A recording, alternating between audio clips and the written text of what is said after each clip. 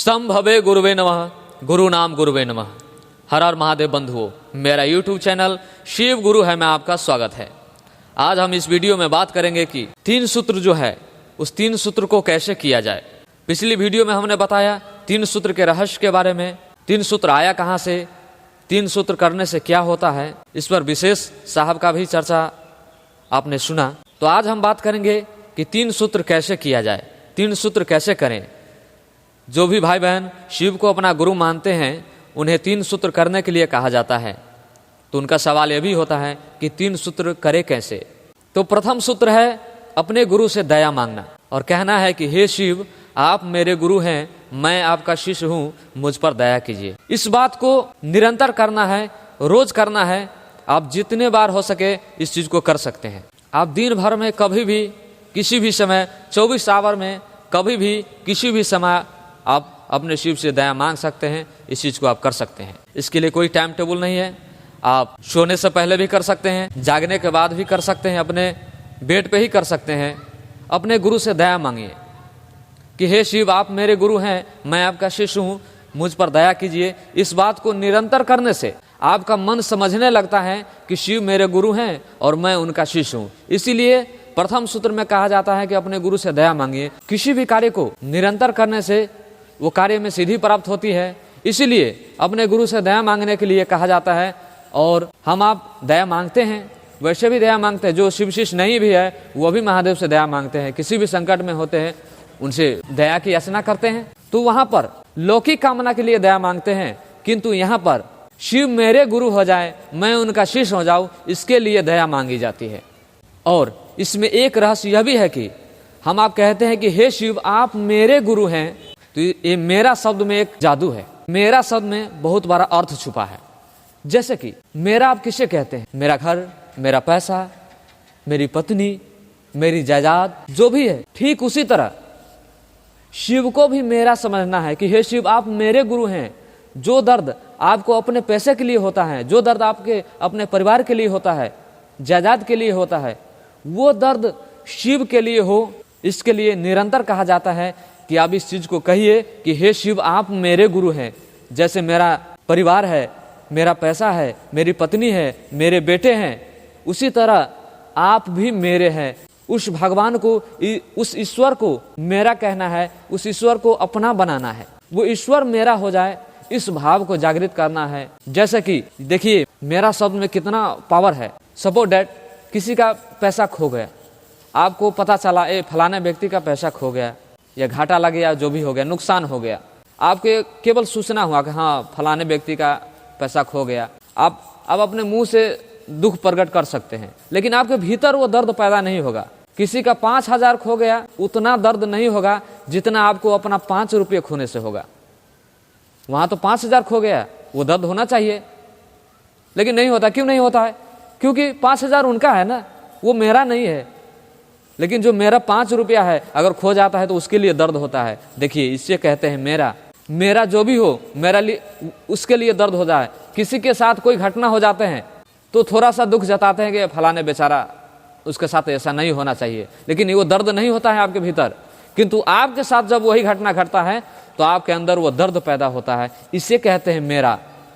इसीलिए प्रथम सूत्र का जो रहस्य है, जो कहते हैं कि हे शिव, आप मेरे गुरु हैं, और ये मन आपका समझने लगता है कि शिव मेरे हैं, और मन जब समझ जाए कि शिव मेरे हैं, फिर तो कुछ कहने के लिए होता ही नहीं है। यह दया भी मांगने की कोई जरूरत नहीं। जब मेरा हो जाए तो फिर कहने की आवश्यकता नहीं है। जैसे कि मेरा बेटा है तो मेरा है, मैं उसे बेटा कहूँ या ना कहूँ, वो फिर भी मेरा है। मेरे पास पैसा है, वो मेरा है, उसको मेरा कहूँ या ना कहूँ तो वो मेरा है।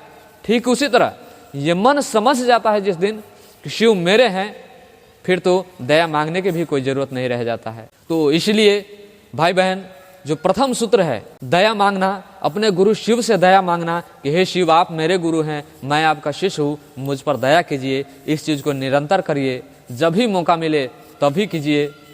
समय का कोई बंधेज नहीं है, आप किसी भी टाइम कर सकते हैं। आप शिवालय में करिए, या संग्रहालय में करिए, या रास्ते पर करिए, या खेत में करिए, या ऑफिस में करिए, कहीं भी आप इस चीज को कर सकते हैं। एवरीवेयर, एवरी टाइम, कहीं भी और कभी भी इस चीज को आप कर सकते हैं। आप अपने गुरु शिव से दया मांग सकते हैं। इसके लिए आप स्वतंत्र हैं। उस परम सत्ता को मन से कनेक्ट करना है। कोई भी काम कर रहे हैं, काम को छोड़ना नहीं है, काम धाम छोड़ छाड़ के एक जगह बैठ के तब ध्यान करना है, ऐसा कुछ नहीं है। आप काम को करते हुए, अपना कार्य करते हुए भी इस चीज़ को आप कर सकते हैं, प्रथम सूत्र का पालन कर सकते हैं।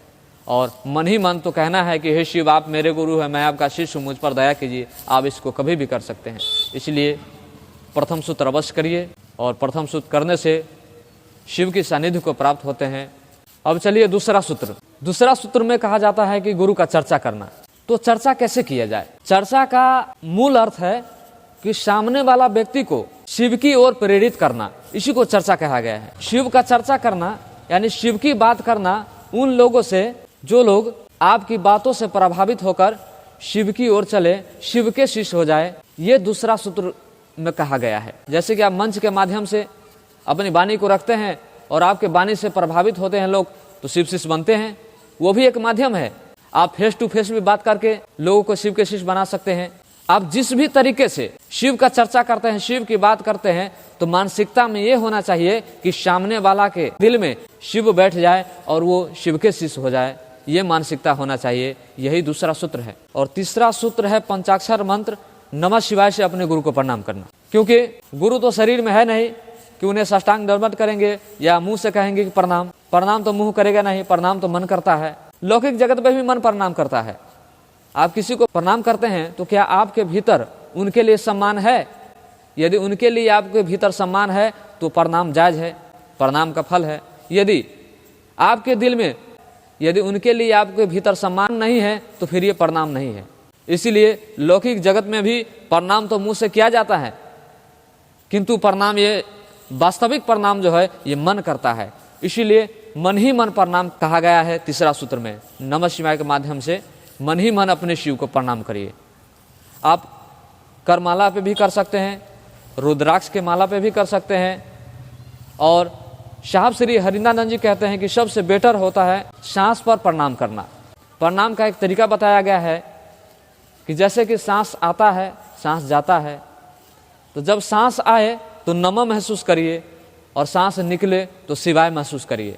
और इस गति को तेज नहीं करना है, सांस तेज करने की जरूरत नहीं है। आप उस सांस को महसूस करिए कि सांस आ रहा है तो आप नमः महसूस करिए, सांस जा रहा है तो आप शिवाय महसूस करिए।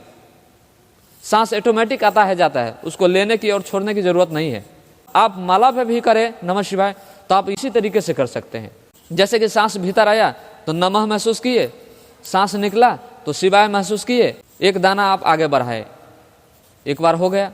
और वहां पे गिनना नहीं है, ऑलरेडी 108 गिना हुआ है तो गिना हुआ है, उसको गिनना नहीं है कि एक किए तो एक हुआ। आपको सांस पे ध्यान देना है और सांस आए तो नमः लेना है, सांस गए तो शिवाय छोड़ना है। ये महसूस करना है, ये बोलना नहीं है, मन ही मन इस चीज को करना है। इसको अजपा जप कहा गया है। अजपा जप का मतलब वो जप जिससे जपा ना जाए। तो मन ही मन अपने गुरु को प्रणाम करना है। तो यही है तीसरा सूत्र। आप इस तरीके से तीनों सूत्र को पालन कर सकते हैं। अंत में ये कहना चाहूँगा, ये जो तीनों सूत्र है ये आपके मन को समझाने के लिए है कि शिव आपके गुरु हैं, आपको शिव से जोड़ने के लिए है। मंजिल शिव है, मंजिल ये तीन सूत्र नहीं है, मंजिल ये सहारा है। ये तीन सूत्र जो है, ये तीन सूत्र सहारा है, ये सीढ़ी है। और सीढ़ी को पकड़ के नहीं रहना है, सीढ़ी पे चढ़ के ऊपर जाना है। इस चीज को आपको समझना है। इसलिए ये तीन सूत्र के सहारे आपको शिव की ओर जाना है, शिव के सानिध्य में जाना। अपने मन को, शरीर तो जाएगा नहीं, मन ही जाता है, अपने मन को शिव की ओर उन्मुख करना है। इसीलिए साहब एक स्लोगन दिए कि आओ चले शिव की ओर। तो शिव की ओर ये शरीर तो जाएगा ही नहीं, जाएगा हमारा आपका मन। तो इस मन को उस शिव की ओर ले जाने के लिए ये माध्यम है तीन सूत्र, और बड़ी कारगर माध्यम है। इसलिए तीन सूत्र के सहारे अपने गुरु को बड़े आसानी से पा सकते हैं, बड़े आसानी से जुड़ाव हो जाता है उन शिव से। तो चलिए इन्हीं वाणी के साथ मैं अपनी वाणी तत्क्षण गुरु के चरणों में रखते हुए पुनः सभी भाई बहन को प्रणाम, मेरा प्रणाम स्वीकार हो।